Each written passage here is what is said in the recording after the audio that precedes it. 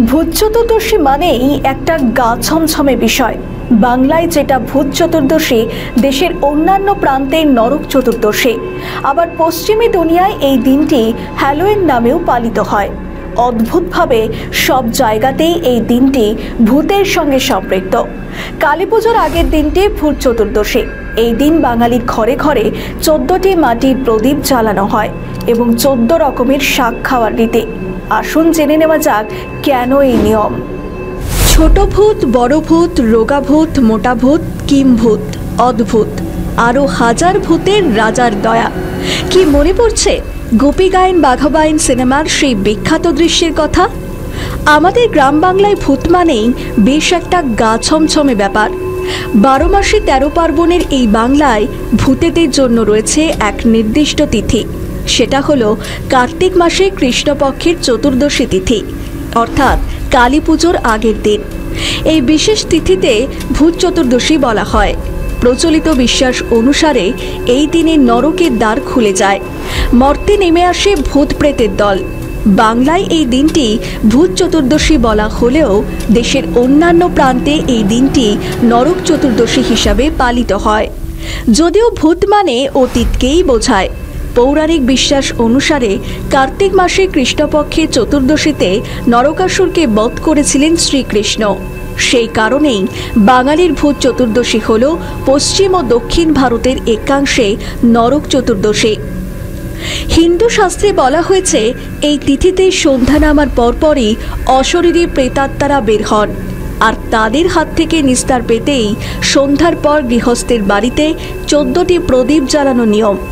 প্রাচীন শাস্ত্র, পুরাণ, কল্পকথা অনুসারে কার্তিক মাসে কৃষ্ণপক্ষের চতুর্দশী তিথিতে চামুণ্ডা রূপে মা কালী 14 ভূতকে সঙ্গে নিয়ে মর্তে নেমে আসেন ভক্তদের বাড়ি থেকে অশুভ শক্তি দূর করার জন্য। আবার এক্ষেত্রে বলি রাজার গল্পও প্রচলিত।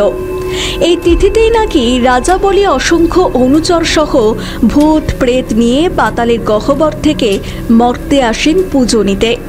পূর্বপুরুষের প্রেতাত্মা ছাড়াও নানা বিদেহী আত্মা এই দিন মর্তলোকে নেমে আসে তাদের অশুভ প্রভাব থেকে বাঁচতে এবং তাদের মুক্তির জন্য মঙ্গল কামনায় প্রতিটি গৃহস্থের বাড়িতে 14টি প্রদীপ জ্বালানো নিয়ম।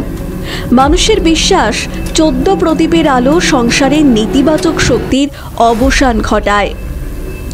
হিন্দু ধর্মের মতে মৃত্যুর পর আত্মারা প্রকৃতির মধ্যে বিলীন হয়ে যায়। একে বলে পঞ্চভূত। আশ্বিন ও কার্তিক মাস দুটিকে যমদংষ্টা কাল বলে, কারণ এই সময় রোগের প্রকোপ অনেক বৃদ্ধি পায়। কারণ এই সময় ঋতু পরিবর্তন হয়, একটা ঠান্ডা গরম আবহাওয়া থাকে। তাই সমস্ত রোগের হাত থেকে বাঁচতে প্রাচীনকালের বৈদ্য চিকিৎসকরা শাক পাতার উপর জোর দিতেন। ভূত চতুর্দশীর দিন তাই 14 রকমের শাক খাবার প্রচলন হয়েছিল। এই 14টি শাক হলো ওল, কেও, বাথুয়া, কালকাসুন্দা, নিম, সরিষা, শালিঞ্চা, জয়ন্তী, ওলঞ্চ, পলতা বা পটল, ভাট বা ঘেটু, হেলেঞ্চা, শুশুনি, শেলুকা বা সুলফা। যদিও বর্তমানে এর মধ্যে অনেকগুলি গাছ বেশ দুর্লভ, তাই আজকের দিনে যে কোনো 14টি শাক পাতা বাজারে বিক্রি হয়।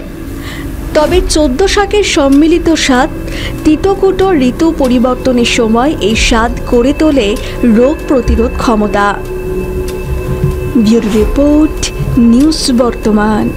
আমাদের ভিডিও ভালো লাগলে লাইক ও শেয়ার করুন, কমেন্ট সেকশনে আপনাদের মতামত জানান।